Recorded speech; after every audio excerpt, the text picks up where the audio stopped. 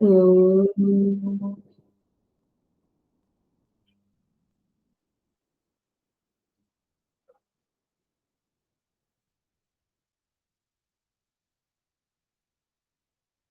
सभी को सादर सप्रेम नमस्ते जी। नमस्ते जी सभी को।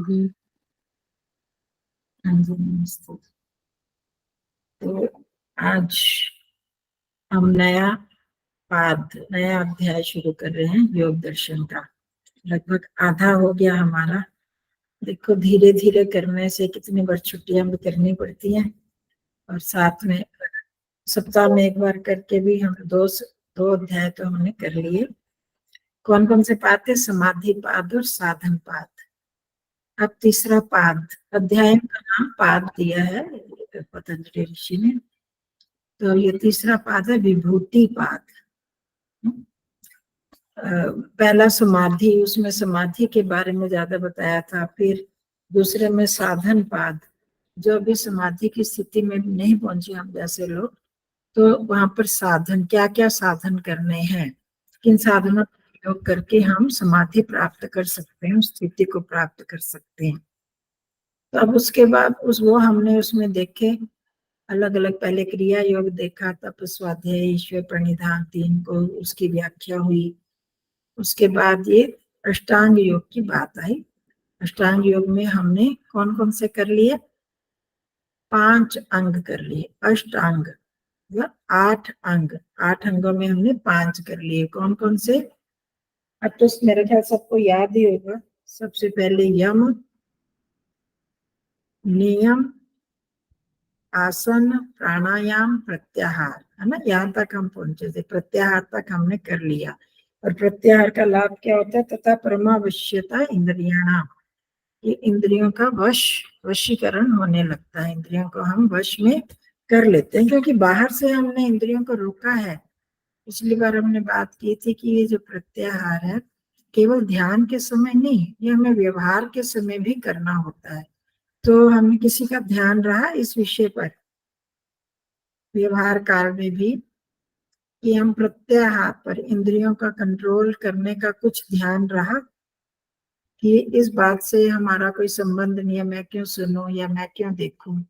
ये तो हम बिना बात के किसी की बात सुनते रहते हैं, बिना प्रयोजन के कुछ भी देखते रहते हैं। कैसे आवाज आई, बाहर भाग जाते हैं, कहाँ से क्या आवाज आ रही है, क्यों आया, कौन गया। तो उन चीजों पर हमने ध्यान नहीं देना। खाने में भी देखना है, जितनी आवश्यकता है उतना खाएं, फालतू का ना लेना। ये सारी क्या हो जाती है? प्रत्याहार में आती हैं। तो इससे जब हम करते हैं तो हमारी इंद्रियां हमारे वश में होने लगती हैं। ये तो हम, हमारा मन किया तो हमने ये खा लिया, हमारा मन किया हमने ये कर लिया। ये खाने का मन आया तो हम वहां पर बाजार चले गए, बाजार से मंगवा लिया। इस तरह से हमारे आचरण होते रहते हैं। तो ये इंद्रियों को हम और अधिक ललचाते हैं।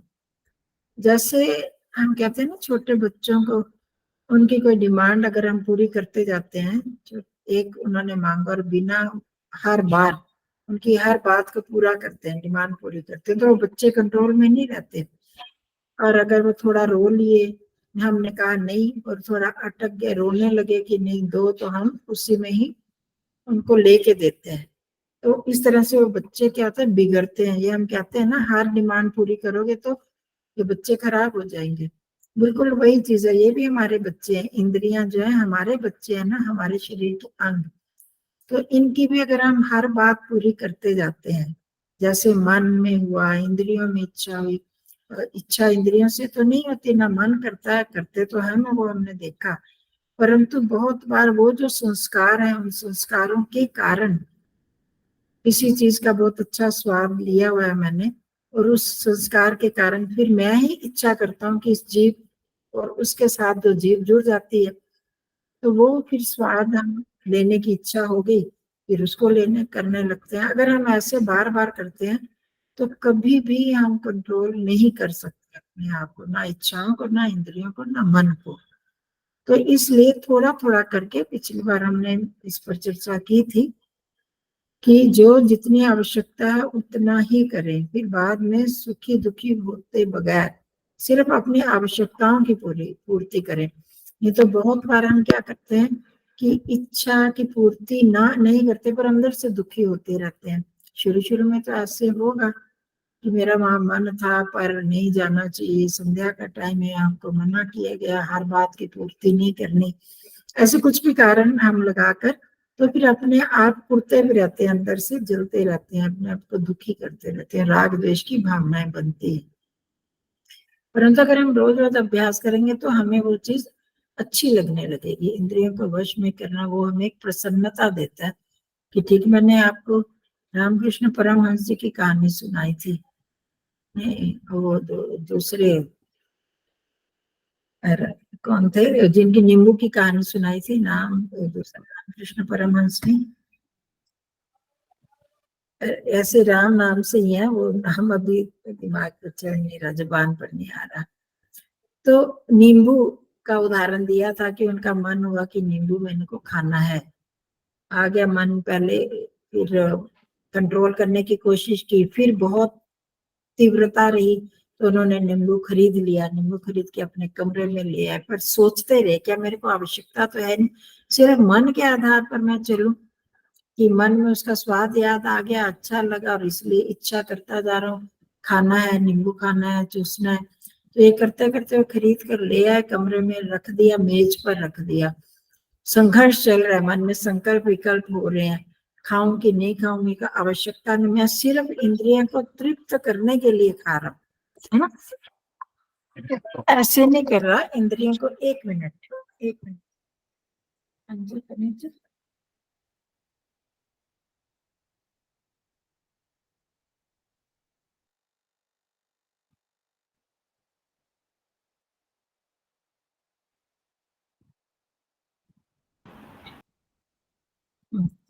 हाँ जी।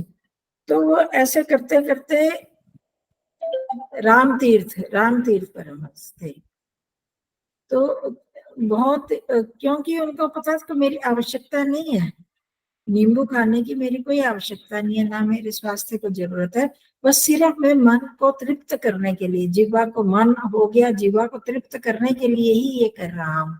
हमारा भी बहुत बार मन होता है, अब ये खा लें, अब ये पी ले, और उसको बिना सोचे समझे हम उसकी पूर्ति करते हैं, समय है या नहीं खाने का, या इसको खाना चाहिए या नहीं खाना चाहिए, बिना सोचे समझे हम इच्छाओं की पूर्ति करते रहते हैं। तो इससे क्या होता है, मन पर कंट्रोल नहीं बन पाता हमारा। तो फिर आखिर वो उन्होंने मेज पर रख दिया, अब क्या करूं, फिर मन हो रहा है, तो संकल्प विकल्प चल रहा है कि क्या करना चाहिए। ऐसे करते करते उन्होंने नींबू काट भी लिया, तो खाता हूं, पर फिर दोनों ही तरह की भावनाएं थी। आपको पता है हम करते हैं इसको प्रतिपक्ष भावना वाली बात, अगर मैंने इस नींबू को खा लिया, चूस लिया, तो मेरा मन मेरे वश में नहीं रहेगा, मेरे को मन की हर इच्छा को पूरा करना पड़ेगा, तो इससे ये हानि होगी, वो संस्कार बनते हैं, सबसे बड़ी हानि है हमारे जीवन में। तो ये करते हुए फिर आखिर उनको ये उन्होंने निर्णय लिया कि नहीं, और उन्होंने क्या किया, खिड़की से नींबू को दे मारा बाहर, और करके फिर नाचने लगे, बड़ी खुशी से डांस कर रहे हैं कि मैं जीत गया, मैं जीत गया, मैं जीत गया।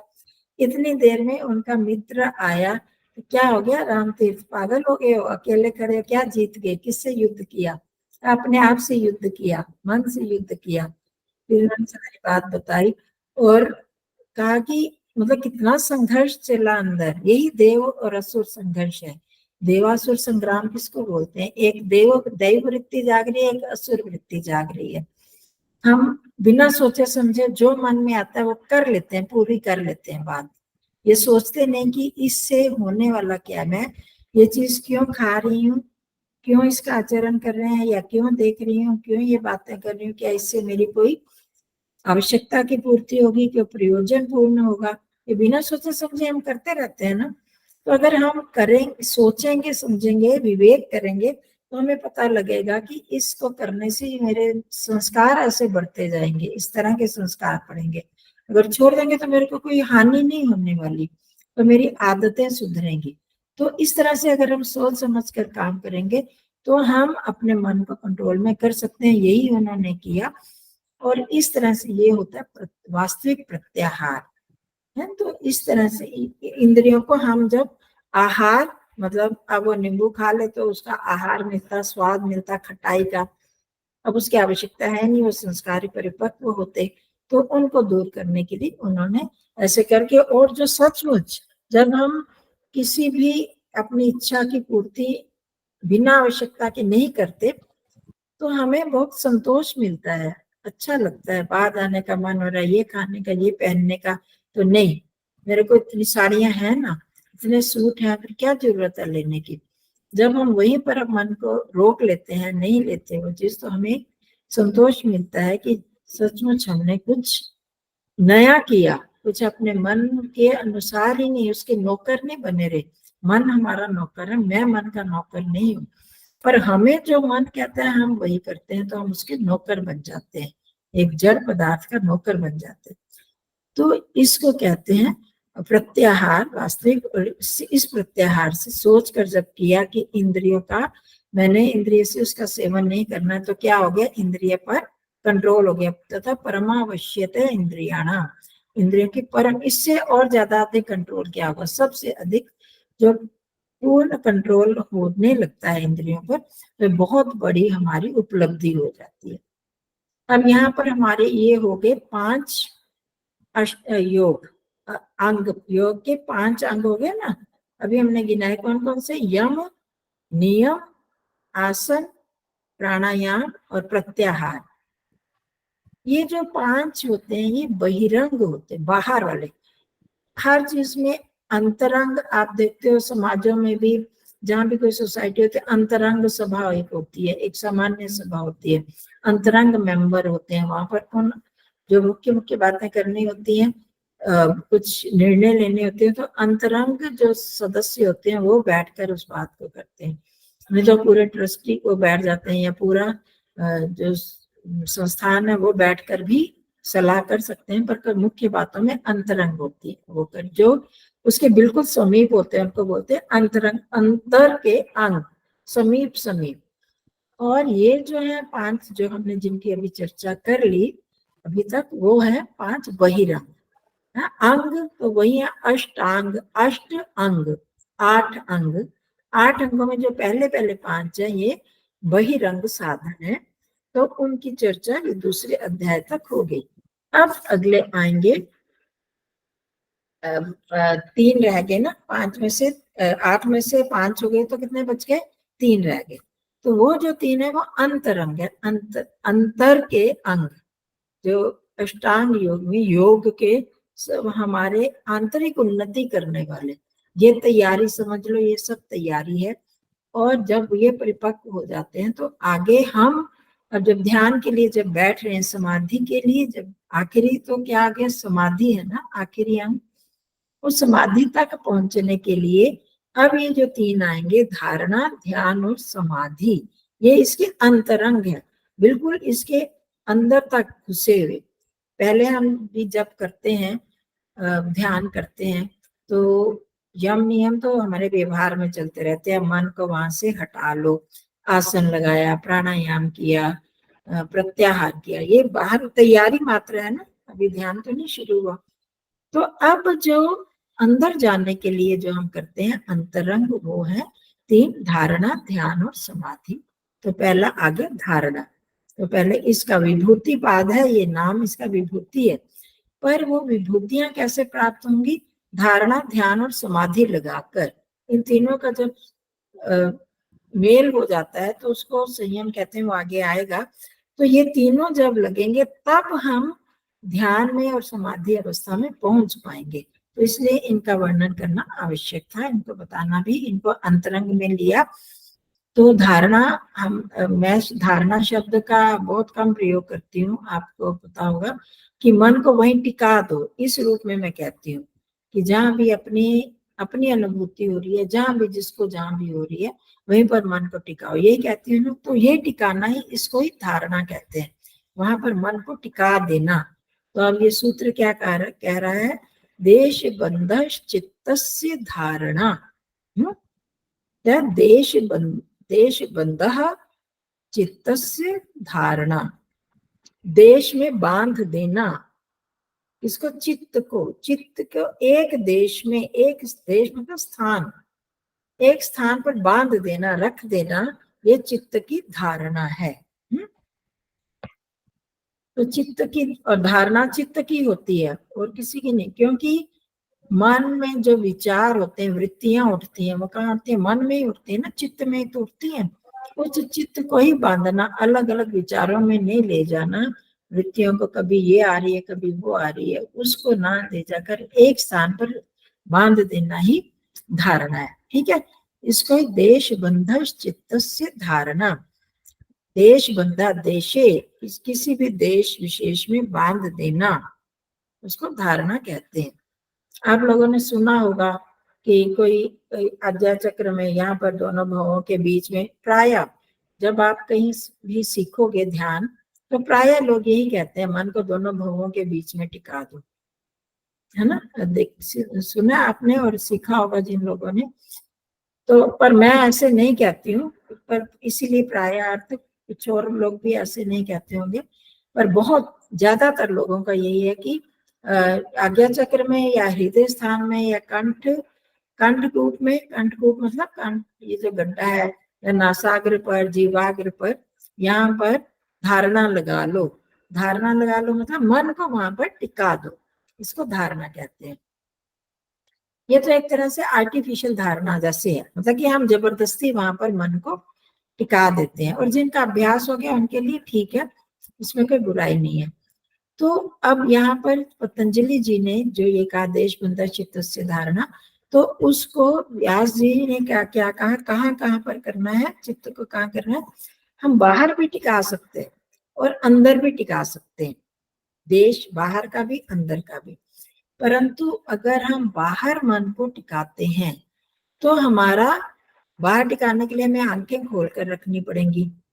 मन को हम किसी भी बाहर वाली चीज पर जैसे त्राटक करते हैं, आपने देखा होगा, सुना होगा, नहीं देखा या नहीं किया तो ज्योति जलाकर, दीपक जलाकर ज्योति को लगातार देखते रहते हैं, त्राटक उसको बोलते हैं। या कोई बिंदु दीवार पर बना लिया और उस दीवार पर एकटक देखते रहे जब तक आंखों से पानी नहीं निकलने लगता।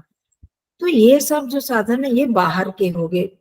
कोई चंद्रमा पर टिका देता है, आगे इसमें भी आएगा, इस जो हमने पाठ शुरू किया नया अध्याय, इसमें भी आएंगे बाहर के भी, पर वो दूसरे उद्देश्य से आते हैं।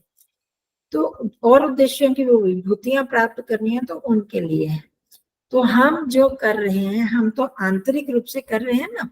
अब आप देखो, हम ध्यान करते करते मन को पहचानने की कोशिश करते हैं, बुद्धि को जानने की कोशिश करते हैं, स्वयं को, आत्मा को जानने का प्रयास करते हैं।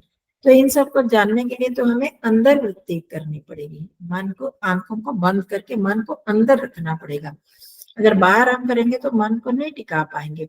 यहाँ अंदर भी जब हम करते हैं, वहां भी थोड़ी सी, सबको, मेरे को तो, सबको तो शायद प्रतीति होती है, किस किस को लगता है ये मन है। जब मैं कहती हूँ कि मन को नासाग्र पर कर लो, अब हम सांसों को अनुभव कर रहे हैं, कहती हूँ ना बहुत बार। अब ये जहां पर हमने मन को टिकाया, यहाँ टिकाया, पहले हम शरीर को देख रहे हैं, उसके बाद यहाँ ले जाओ, अब सांसों को अनुभव करो।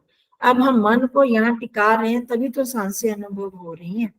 अगर मन को हम कहीं और ले जाएं, एक दो बार मैंने ऐसे भी कराया था, वहां से हटाकर फिर दोबारा शरीर पर ले गए या दोबारा सिर पर ले गए, तब वहां पर जब हम वहां टिकाते हैं तो वहां पर इसकी अनुभूति नहीं होती। फिर अगर आप मन को यहाँ से हटा लेते हो, यहाँ टिकाते हो या यहाँ टिकाते हो यहाँ, तो फिर हमें सांसों की अनुभूति थोड़ी होती है। जिस चीज को हम अनुभव करना चाहते हैं, मन को वहां पर ही ले जाना होगा। तो तब मैं कहती हूँ कि अब उस मन को पहचान, ये है मन जिसको हम उठाकर यहाँ पर ले आए। ये कोई ऐसी वस्तु तो है नहीं जिसको यहाँ हाथ से उठाया और वहां लगे, वो अपने संकल्प शक्ति से ही वहां से हम वृत्ति को वहां पर ले जाते हैं। अब सांसों को देखने के लिए यही ले जाते हो ना, जब भी सांसों को अनुभव करना है। जब क्या कहती हूँ कि मन में कौन कौन से विचार चल रहे हैं, तो मन को मन पर ही हम ले जाते हैं, कौन से विचार चल रहे हैं, तब विचार दिखते हैं। अभी तो हमको नहीं दिखाई दे रहे ना कौन से विचार है। क्या अभी हम सांसों को अनुभव कर पा रहे हैं? कोई भी नहीं कर पा रहा होगा, क्योंकि हमारा मन उधर हमने टिकाया ही नहीं है। तो वो तब हम मन, बुद्धि इत्यादि को, महर्षि दयानंद जी ने भी सत्यार्थ प्रकाश के सप्तम समोल्लास में लिखा है कि उपासना का ये लाभ है कि हम मन बुद्धि आदि को जान पाते हैं, स्वयं को जान पाते हैं, परमात्मा को जान पाते हैं। ये ज्ञान करना, अगर हम ये इसको समझ जाते हैं, पकड़ लेते हैं मन को, तो हम ठीक जगह पर ले टिकाएंगे उसको। काम करते करते हमारा मन कहीं और, पढ़ाई करते करते कहीं और गया, खासकर बच्चों का। अभी हम जैसे कक्षा में बैठे हैं तो सुनने के बदले हम मन में कुछ और सोचने लगे, तो हमारा मन यहाँ नहीं टिकेगा और हमें ये जो बताया जा रहा है, जो हम चर्चा कर रहे हैं, उसको नहीं समझ पाएंगे। तो इसके लिए मन को टिकाना जरूरी वहां पर होता है। तो ये धारणा में भी इसी तरह, ये बाहर की बात है, बाहर धारणा भी की जा सकती है, वो सिर्फ एकाग्रता के लिए। एक जगह पर हम मन को टिका देंगे, इधर से आवाज आ रही है, इधर से आवाज आ रही है, पर हम वहां नहीं देख रहे कि कौन आवाज कर रहा है या कौन आ रहा है। हम सिर्फ दिए की तरफ भी देख रहे हैं, सिर्फ सामने बिंदु की तरफ भी देख रहे हैं, तो हमारी एकाग्रता तो बढ़ती है उससे, पर हमें उससे और कोई अधिक लाभ नहीं मिलने वाले। तो उसके लिए हमें अपने अंदर ही मन को टिकाना होता है। वहीं पर चित्त से धारणा, चित्त को वहीं पर टिका दे। तो कहाँ कहाँ पर बताया इन्होंने, नाभि चक्रे। नाभि चक्र सबको पता है, जहां पर नाभि है वो चक्र क्यों कहा जाता है, गोलाकार बना हुआ है और उसमें अरे जैसे भी है, नाभि में होता है ना मांस, ऐसे ऐसे मुड़ा मुड़ा थड़ा, तो वो नाभि चक्र में वहां टिकाया जा सकता है। हृदय पुंडरी के, हृदय में और महर्षि दयानंद जी ने तो साफ लिखा, दोनों स्तनों के बीच जहाँ गड्ढा होता है वहां पर मेरा स्थान है, मैं आत्मा हूं, तो वहां पर। और फिर आया मूर्धनी, मूर्धनी ज्योतिषी, यहाँ पर मूर्धा, मूर्धा जिसको बोलते हैं, ये हो गया नासिकाग्रे। नासिकाग्र, सब जानते हैं नासिकाग्र ये है। ये कुछ लोग ये कहते हैं ये नासिका मूल है, नासिकाग्र सबसे अगला भाग ये है। फिर जीवाग्र, जीवा के अगले भाग में भी, यहाँ भी मन को टिकाया जा सकता है। इत्येवम आदिशु देशेशु, इन स्थानों पर मन को टिका देना, इसको कहते हैं धारणा। ठीक है, तो जब हम वहां पर मन को ले जाते हैं, वहां पर टिकाते हैं, तो उस स्थान की हमें अनुभूति होती है। तो इसमें करना क्या होता है कि बहुत बार हम कल्पना करते हैं। आप लोगों ने बहुत लोगों को सुना होगा, और शुरू शुरू में भी कई पूछते हैं कि अगर हम यहाँ धारणा लगाएं तो वहां पर क्या देखें। कई बार हमसे भी पूछते हैं कि आपको वहां क्या दिखाई देता है। वहां कुछ दिखाई थोड़ी देगा, वहां कुछ है थोड़ी। ओम देखो, प्रकाश देखो, वो तो वैसे अनुभूति कभी हो जाते हैं सात्विक वृत्ति होने में, वो अलग चीज है। पर जहां पर हमने धारणा लगानी है, जहां मन को टिकाना है, सिर्फ वहां की हम क्या संवेदनाएं हो रही है। मैंने भी कई बार करवाया, और ये वेद प्रिया जी ने और सुजाता जी जब करवाते हैं, वो कहते हैं कि वहां क्या संवेदनाएं हो रही हैं उनको अनुभव करो। संवेदना का मतलब जैसे धक धक, ऐसे धक धक होता रहता है ना, कहीं पर भी। अब देखो थोड़ी देर भी इसको दबाओगे, उंगली को भी दबा के देखो, तो थोड़ी देर में हमें अनुभव ऐसे नहीं होता, तो अनुभव होने लगता है। क्यों? क्योंकि रक्त का संचार हो रहा है ना यहाँ पर। तो वो धड़कन जो हमारे शरीर की धड़कन क्यों है, वहां पर हृदय के पास वहां ज्यादा अनुभव होता है, क्योंकि वहीं से रक्त का प्रवाह बहने शुरू हुआ है, तो वहां से हो रहा है, वहां अधिक होता है। पर सारे शरीर में रक्त चल रहा है, तो इसलिए क्योंकि रक्त में गति होती है, तो होने में उसकी वो संवेदना होती है। ठीक है, तो यह कहीं पर भी हम अधिक देर तक अगर ध्यान से वहीं पर मन को टिका देते हैं, और सिर्फ वहां की संवेदना, कुछ हमने देखना नहीं है, वहां पर हो क्या रहा है, सिर्फ वो उनकी संवेदना को अनुभव करना होता है, कल्पना कुछ नहीं करनी। क्योंकि अगर हम उसको भी अनुभव नहीं करेंगे, जो संवेदना है वो भी नहीं, तो हमारा मन इधर उधर जाएगा। वहां पर हो क्या रहा है, वहां देखने के लिए, वहां कैसे धड़कन फुस होती है या टिक टिक टिक टिक होती है। आपका हृदय के पास अगर हम करते हैं, तो वहां पर आप देखोगे बहुत लोगों की धड़कन बढ़ जाती है। एक तो धड़कन हो रही होती है, वैसे हमें अनुभव नहीं होता, धड़कन का अनुभव नहीं होता ना वैसे, बस चल रहा है। या तो जिनको बीमारी होती है उनको होती है, उनको पता चलता रहता है धक धक हो रहा है, और मन वहीं पर घबराहट सी होने लगती है। पर अगर हम वहां पर मन को टिकाते हैं हृदय प्रदेश में, चाहे दोनों गड्ढों के बीच जो गड्ढा है वहां पर टिकाए या सीधा हृदय पर जहां पर, तो क्योंकि वो उसके समीप है तो हमें धड़कन की अनुभूति होती है, और वहां पर घबराहट के साथ साथ वो तेज भी हो जाती है कुछ लोगों की धड़कन। मैं कहने का मतलब कि वो हमें वहां पर हमारी वृत्ति चली जाती है, मन वहां चला जाता है, तो वहां पर हमें अनुभूति होने लगती है। जहां भी हम मन को टिकाते हैं वहां पर उस स्थान में जो हो रहा है वो हमें अनुभव होता है। यहाँ करते हैं यहाँ पर भी, पर यहाँ पर आप में से भी पहले कुछ लोगों ने कहा था कि यहाँ जब हम, क्योंकि आंखों की जो गति है वो थोड़ी ऊपर की तरफ जाने लगती है, और हम क्या करते हैं, प्राय हमारी जो वृत्ति होती है हम बाहर से अंदर की ओर ऐसे करके ना आंखों से फिर अंदर की ओर देखते हैं, उससे पड़ता है आंखों पर जोर, और उससे फिर सिर दर्द हो सकता है, होता है बहुत लोगों को। तो हमें जहां भी हमने लगाना है वो अंदर से ही लगाना है, अंदर से ही धारणा करनी है, ठीक है। यहाँ पर कर रहे हैं तो भी अंदर से ही, आंखें नहीं जाए, मन को वहां पर ले जाए। यहाँ पर करना है तो यहाँ भी अंदर से, ये नहीं कि ऊपर से बाहर से ले आ और करा, नहीं, अंदर से मन ले जाना है। यहाँ पर करना है, यहाँ भी अंदर से, यहाँ जीवाग्र में जहां भी करें वहां पर अंदर से जाकर वहां क्या हो रहा है वहां पर मन को टिकाना है। बाकी जैसे मैं करवाती हूँ कि हम करते हैं कि जहां पर अपनी अनुभूति हो रही है, अगर वो आसान लगता है वो सबसे बड़ी बात है, क्योंकि अगर हम वहां पर करते हैं तो मैं आत्मा वहां, मैं जो हूँ वहां पर ही हूँ। यहाँ पर भी हम मन को टिकाएंगे टिकाएंगे तो ये अनुभूति मुझको ही हो रही है। वो जो अंदर हम सेंसेशन संवेदनाओं को अनुभव करेंगे तो वो भी अनुभूति मुझको ही हो रही है, वो हमें अनुभव करना होता है। और क्योंकि मैं ही अनुभव कर रहा हूँ और मैंने ही परमात्मा को भी अनुभव करना है, मैंने ही अपने को भी अनुभव करना है, तो क्योंकि चेतन तत्व तो मैं ही हूँ, ये हमने बहुत बार अनुभव किया ही है। शरीर का कोई अंग अनुभव नहीं करता, मन अनुभव नहीं करता, मन की सहायता से हम अनुभव करते हैं कि मन को वहां पर रखते हैं, पर अनुभूति तो मैं ही करता हूँ। ये हम बहुत समय से करते आ रहे हैं, काफी लोगों को तो ये अनुभव हो रहा है। तो वो ही चेतना जो है उसने ही सबको अनुभव करना होता है। तो इसलिए यहाँ पर अभी हम कुछ देर पहले धारणा का अभ्यास करेंगे, तो जहां आपको ठीक लगेगा वहीं पर मन को टिकाना, और कुछ देर, वैसे तो हम ज्यादा देर नहीं टिकाते, कहती नहीं हूँ मैं ज्यादा करने के लिए, पर क्योंकि धारणा का विषय है उसको हमने देखना है उसका, तो कुछ देर तक हम कितनी देर टिका पाते हैं अपने मन को, फिर इधर उधर उठाकर ले जाते हैं।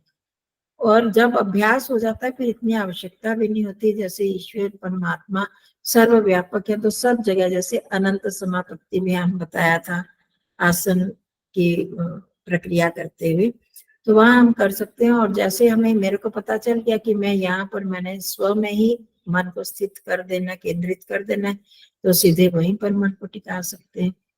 तो जैसे आपको बाद में जैसे अभ्यास होगा वैसे करो, और वो हम अगर करते हैं तो वो हमारे बहुत अच्छी अनुभूतियां होती हैं। तो ये होता है धारणा। अगर हम, अभी तो हमने धारणा का नाम नहीं मैं लेती, तो अब अगर हम कहेंगे वहीं पर धारणा लगा लो, जहां पर अपनी अनुभूति हो रही है वहीं धारणा लगा लो, तब आप समझ सकते हो ना, मन को वहीं टिकाना ही धारणा कहलाता है। मन को वहीं पर बांध दो, वहीं टिका दो, जहां पर मन पर टिका दो। अब जहां विचार है वहीं पर मन को टिकाओ, सांसों पर टिकाओ, इसका मतलब हमने वहीं पर धारणा बना ली।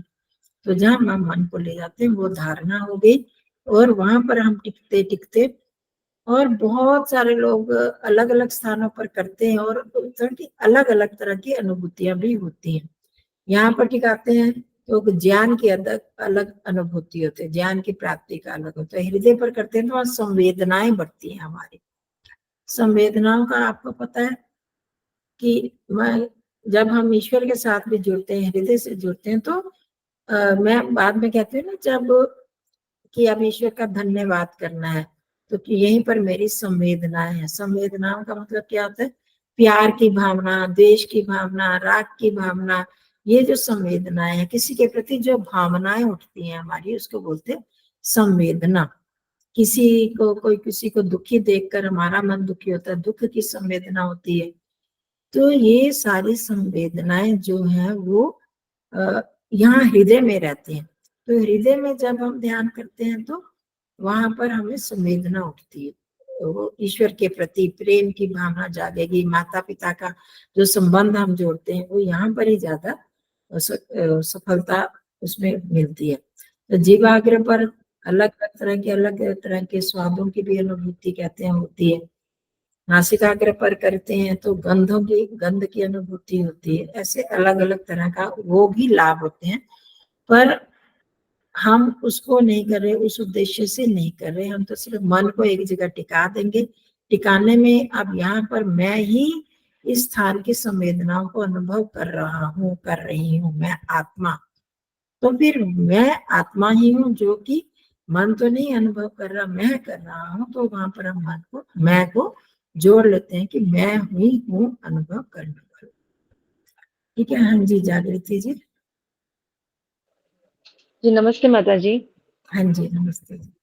आपने जो संवेदना के विषय में बताया ना कि हृदय प्रदेश में जब हम करते हैं तो कुछ सुख दुख की अनुभूति होती है, प्रेम की अनुभूति होती है, जैसे माता पिता के प्रति रहता है ये सारे।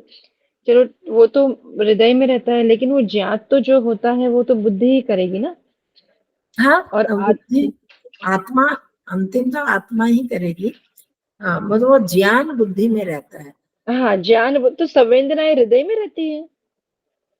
मतलब हमें संवेदना जो भी अनुभव होती है, देखो जब भी कभी हमें कोई किसी से आघात पहुंचता है ना, जब किसी से कोई हानि हो गई, किसी ने कोई बात कह दी, तो हमारा दिल ही धड़कने लगता है ना सबसे ज्यादा।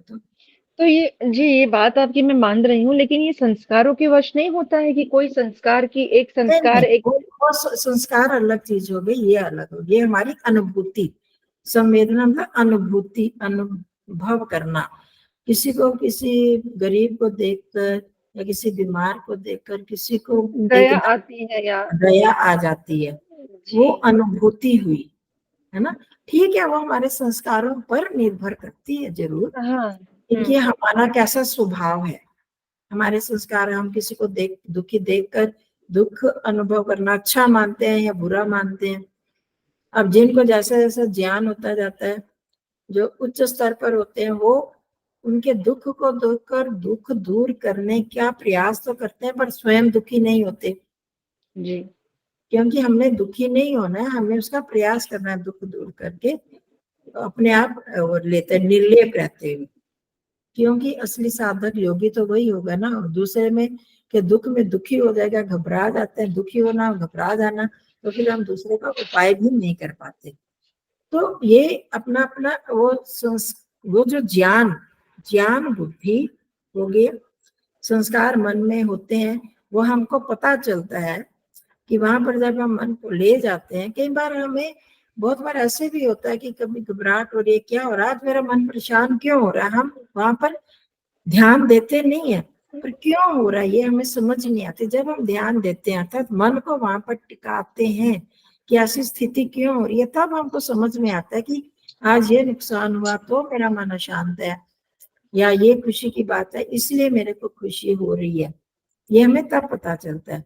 और वो ज्ञान जो बुद्धि में होता है कि मेरे को, अब जब संवेदना कोई अनुभव होगी, टिक टिक हो रहा है, ये हो रहा है, ये हमें पता है, मेरे को ये ज्ञात है, बुद्धि में ये ज्ञान है कि ऐसा होने से ये रक्त का संचार होता है, तो ये ऐसे ऐसे आवाज होती है। धड़कन की आवाज के साथ ये जुड़ा हुआ है, तो उससे ऐसी अनुभूति होती है। ये बुद्धि में ज्ञान है, ये बुद्धि उसमें हेल्प करती है, पर मन वहां पर हम टिकाते हैं। तो आप उस दिन मेरे से अलग से प्रश्न पूछ रहे थे, तो मैंने कहा था बीच में पूछना, आपने पूछा नहीं था, तो आज प्रसंग आ गया। तो मन को वहां पर टिकाना, सिर्फ टिका दिया, वो मन को वहां पर टिका दिया हमने, बस, वो अभी बुद्धि वाली बात नहीं आई। ठीक है। अब अब हम जब मन को यहाँ टिका देते हैं, हम कहते हैं कि सांस को अंदर ले जाओ, बाहर ले गया, अनुभव करना, सांस अंदर गया, सांस बाहर आया। वो हमको कैसे पता चलता है? वो हमें ज्ञान होता है वो बुद्धि में ज्ञान हो रहा है कि ये सांस अंदर जा रही है, यहाँ पर स्पर्श हो रहा है, सांस का स्पर्श अंदर की तरफ हो रहा है। वो मन वहां पर टिका है, सिर्फ मन कुछ और नहीं कर रहा है, मन सिर्फ वहां टिका है। और वो जो ज्ञात हो रहा है बुद्धि को ज्ञान कि भाई ये वायु का स्पर्श है, ये वायु का स्पर्श है, और अनुभव मैं कर रहा हूँ कि हाँ अब वायु यहाँ पर अंदर गई, अब वायु बाहर आई। वो अनुभूति तो चेतन को ही होगी, परंतु बुद्धि में इतना ज्ञान रहता है कि उसको इतना पता है कि जब वायु इस तरह से स्पर्श में आती है तो बाहर की तरफ होती है, इस तरह से स्पर्श होता है तो अंदर की तरफ जाती है। इतना तो हमको पता चलता है ना, पर हम उसको अलग अलग नहीं कर पाते कि ये बाहर के कि ये बाहर की तरफ है या अंदर की तरफ। ये जो ज्ञान भरा हुआ है हमारे संस्कारों के आधार पर हमको पता चल जाता है एकदम ही कि ये अंदर सांस जा रहा है या अंदर ये बाहर जा रहा है। पर वो ज्ञान कहाँ भरा हुआ है? बुद्धि में। की अगर जुड़ती है तो उसको ज्ञान ये मिलता है मन के माध्यम से। तो बुद्धि में ये एक मोटा उदाहरण ले, कोई भाषा का, किसी भी भाषा का उदाहरण ले लेते हैं, संस्कृत भाषा कोई बोल रहा होता है तो मन तो हम वहां पर ले गए, आपने शब्द तो सुन लिए, उपविश्य, उत्तिष्ठ, जागृत, उत्तिष्ठत, जागृत, प्राप्य, वरान्य, बोधत, आपने शब्द सुन लिए, मन को यहाँ पर टिकाया हुआ है। पर अब हमें उन शब्दों के, पूरे शब्दों का अर्थ पता लग गया आपको? नहीं पता चला ना, क्योंकि बुद्धि में वो ज्ञान नहीं है। है। समझ में आई बात? शब्द तो सुन लिए क्योंकि मन को हमने कान के साथ जोड़ लिया है, मन का इतना रोल है।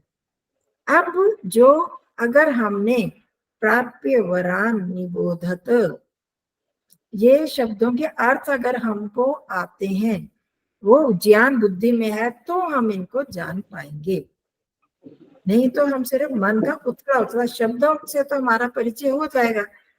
हम रोज संध्या के मंत्र बोलते हैं, बहुत सारे सुस्ति वाचन के मंत्र बोलते हैं, वो तो हमें मन से तो पता है, पर उनका हमें ज्ञान नहीं है। बुद्धि में उन शब्दों का अर्थ का बोध नहीं होता, क्योंकि वो ज्ञान अभी बुद्धि में नहीं है। जब उन शब्दों का ज्ञान हो जाएगा तो फिर हम, वो बुद्धि का रोल है उसमें। वह स्पष्ट हुआ? जी माता जी, एक प्रश्न इससे रिलेटेड ही है, संवेदना से रिलेटेड ही है, वो मुझे जानने की काफी। ठीक है, चलेगा, कल कर लेंगे। जी हो गए 5 जी बजे, जी जी कल करते हैं। जी माता जी। हाँ जी, तो अभी हम करेंगे जैसी क्रिया करते हैं, और धारणा को कुछ देर अधिक लगाएंगे, उसमें देखेंगे कि हम क्या संवेदना क्या होती है, क्या अनुभव में होता है। तो करते हैं, तो तैयारी करते हैं ध्यान की।